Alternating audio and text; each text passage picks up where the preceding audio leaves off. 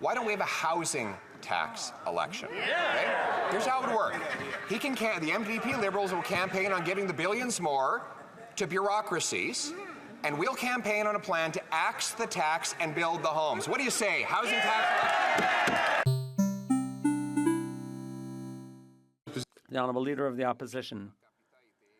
At the time, our per capita GDP was equal to the American. In fact, Canadian workers were earning more than their American counterparts. But after 9 years of taxes and this government's economic obstacles, this radical Liberal government's obstacles, we can see that Americans are now earning $34,000 more per person.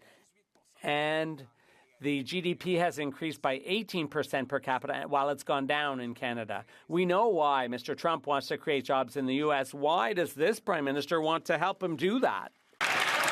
The Right Honourable Prime Minister. I know Donald Trump well enough to know that he would be very confused, as are Canadians, in trying to understand why the Leader of the Opposition, in these uncertain times with hostility abroad and so on, why does he keep refusing to get the security clearance he needs in order to get top secret briefings so that he can protect his members and Canadians? The Conservative leader refuses to get security briefings. Donald Trump wouldn't understand that, and Canadians don't either. The Honourable Leader of the Opposition. What President Trump must not understand, must actually find kind of humorous, is that while he wants to take jobs from other countries and give them to Americans, he sees here in Canada a Prime Minister that wants to help him do it. Yeah. Let's review the track record. He brought in a massive tax on energy that he wants to quadruple, which will drive our trucking, manufacturing, factories, and other businesses abroad. He raised taxes on investment. He's blocked key energy projects, and he's shipped $500 billion down to the United States. Is the Prime Minister auditioning to be the Secretary of Job Creation in the United States?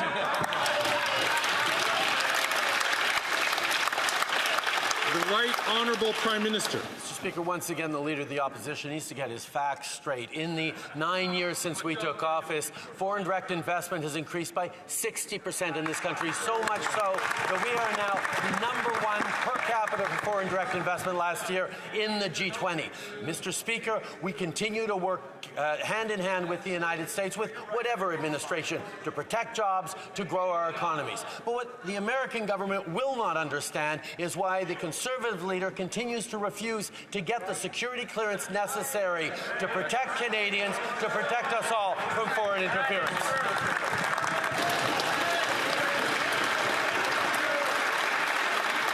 The Honourable Leader of the Opposition. Mr. Speaker, 10 years ago, our per capita GDP, that's income per person, was equal to that in the United States. The New York Times said Canadians were richer and our workers were making more money.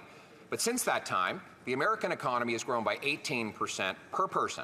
And in Canada, it's actually smaller. We've had the worst per capita GDP decline of any G7 country since the year before COVID, all after this Prime Minister hiked taxes on investment, on work, on business, and unleashed a wicked attack on our energy sector. Again, why is it that he keeps trying to create jobs for Americans? Why don't we bring the jobs home?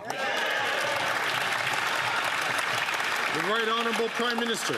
And Mr. Speaker, we see the Conservative leader cherry-picking his numbers. The reality is the IMF predicts Canada to have stronger economic growth next year than the United States. Full stop. What he is trying to do is continue to talk down our economy and pretend that maybe he's going to be able to deal with an American government that will not understand why he dropped defense spending to below 1% of GDP when he was last around the cabinet table, why he continues to refuse to get the necessary security clearance to get the briefings to keep his own caucus safe, much less all Canadians.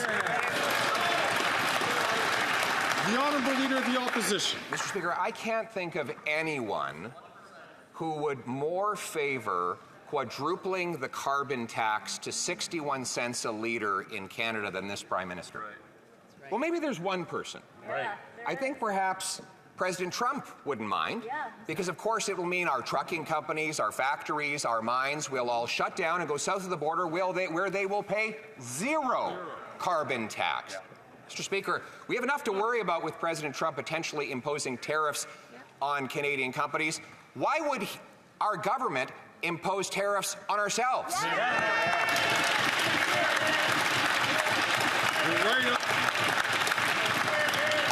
The Right Honourable Prime Minister.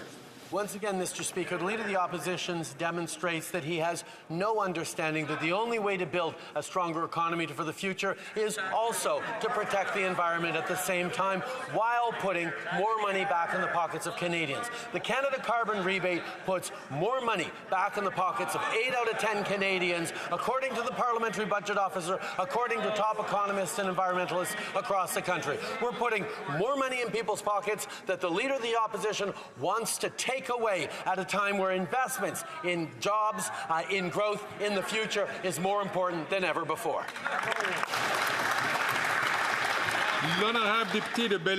The Honourable Member for Belleuil-Chambly.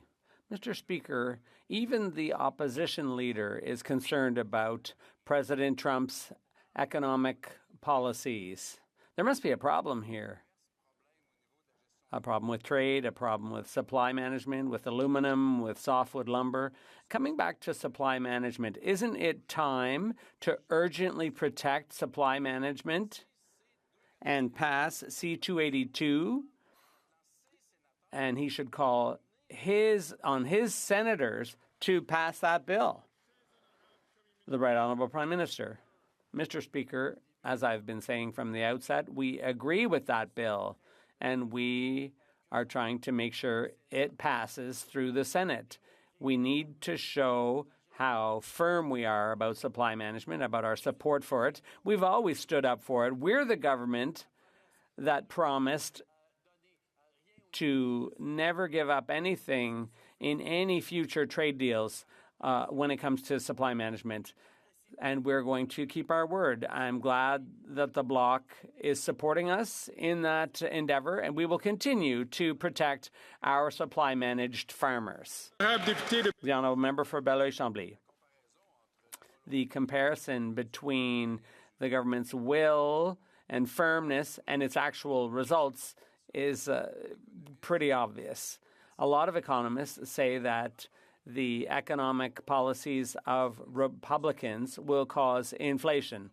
Isn't it time to urgently protect the purchasing power of those aged 65 to 74 by restoring equity within the OAS for everyone, as the Bloc is demanding? The Right Honourable Prime Minister.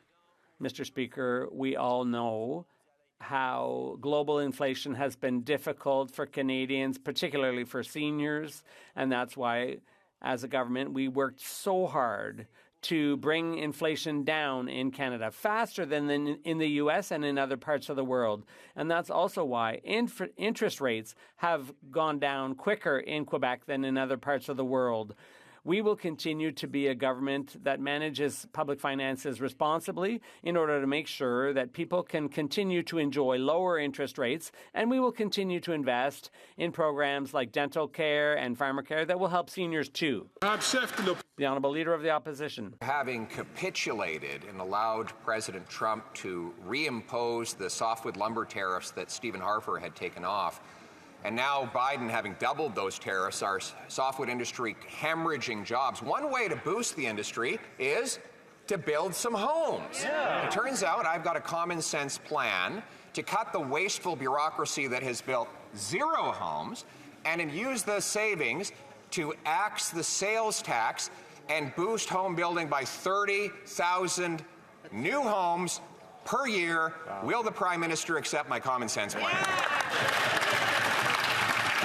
The Right Honourable Prime Minister. Mr. Speaker, the problem with the Leader of the Opposition's so-called plan is that it actually cuts billions of dollars of investments from municipalities across the country who are counting on it to build hundreds and even thousands of units of housing that Canadians so desperately need. His plan is, once again, cuts and austerity, fights with municipalities, fights with the provinces, not building the homes that matter for Canadians. Once again, he's completely out to lunch, demonstrating an unwillingness to help Canadians, except a willingness to help himself with political attacks. That's right.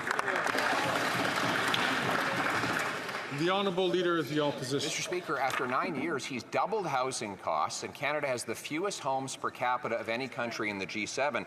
Maybe it's because his housing minister said of these $8 billion of bureaucracies, quote, the Housing Accelerator Fund doesn't go towards the cost of building houses. It actually doesn't lead to the construction of specific homes. The Housing Accelerator doesn't actually fund directly building homes. And it's built 0 homes. 0 homes built with this bureaucracy. So why not follow my common sense plan to axe the sales tax and build the homes? The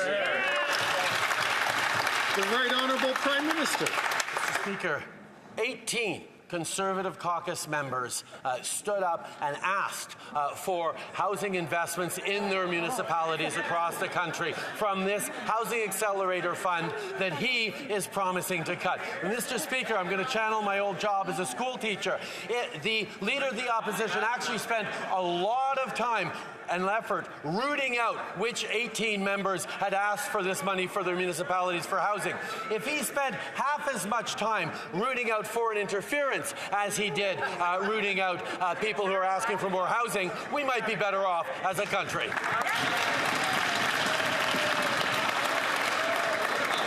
The Honourable Leader of the Opposition. No, these MPs were just trying to solve the case of unsolved mysteries. Yes. Where are all these homes? Listen, can you point out any one of them? And so they wrote the minister 18 letters, and he got 18 letters, and he couldn't respond with even one home that his $8 billion bureaucracy has built. All these 18 MPs tried to help the hopeless minister. So let me try again with a real plan to build the homes. Axe the tax.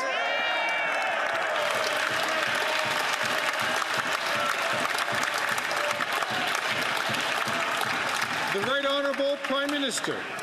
Mr. Speaker, the MP for St. Albert Edmonton asked, the requested federal funding is critical to making this needed development a reality, a development that will help address the significant shortage of affordable housing options in the community. At the same time, the mayor of Butternut Valley in New Brunswick pointed out that this is a program we need, and even the local MP had said this funding will provide much needed housing in this.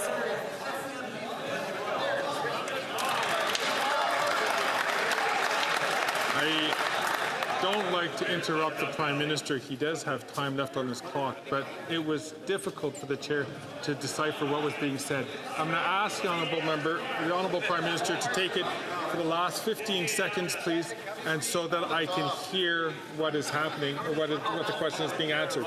The Right Honourable Prime Minister.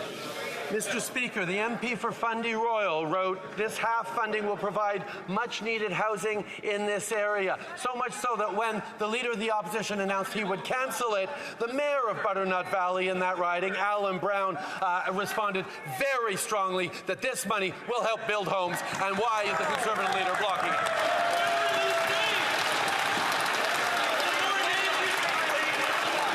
The Honourable Leader of the Opposition. Speaker, he's got lots of politicians that love to receive other people's money, but he doesn't have any homes to show for it. And listen, he's too afraid to have a carbon tax election. Right. Let's have a compromise here. Why don't we have a housing tax election? Okay? Here's how it would work. The MPP Liberals will campaign on giving the billions more to bureaucracies, and we'll campaign on a plan to axe the tax and build the homes. What do you say? Housing tax?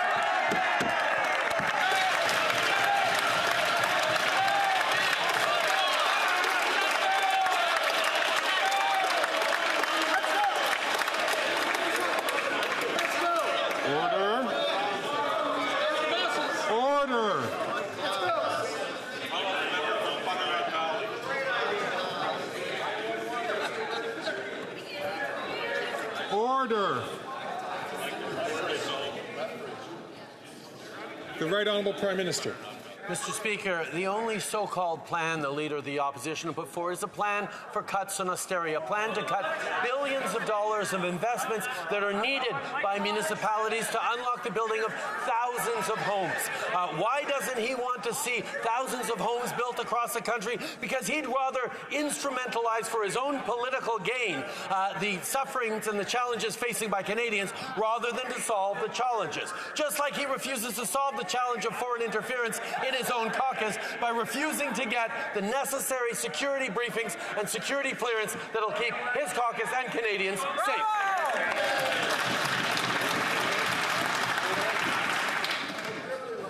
You're losing your caucus.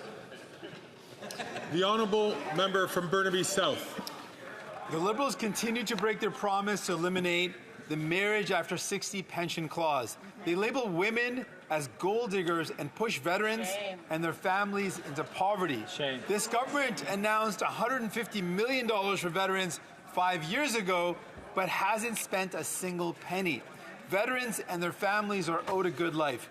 Will the Prime Minister eliminate this sexist, archaic pension clause, or does he still believe veterans are asking for too much? The Right Honourable Prime Minister. Mr. Speaker, we've invested over $11 billion in supports for veterans over the past years after the Conservative government demonstrated that they were nickeling, diming veterans for photo ops, shuttering 9 veteran service centres, firing thousands of people working to directly support veterans. We've been there for our veterans. We will continue to invest in supports for them. We will continue to protect them from the Conservative cuts. We will be there to honour and recognise their service, not just this week on Veterans Week, but every single week throughout the year.